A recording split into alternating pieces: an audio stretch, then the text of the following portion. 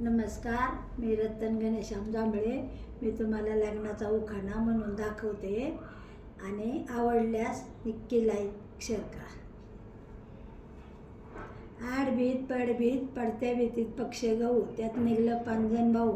एक निघला तिरशिंगराव, एक निघला बाजीराव. एक म्हणतो गाडी घेऊ, एक म्हणतो उडी घेऊ, एक म्हणतो नगरी जाऊ.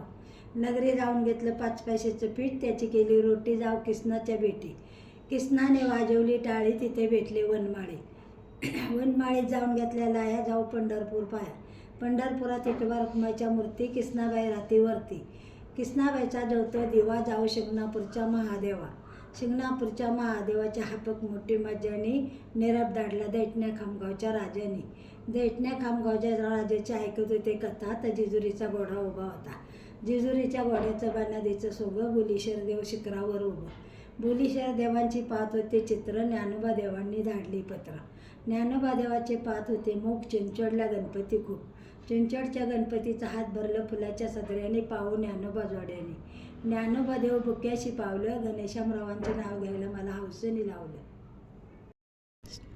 धन्यवाद.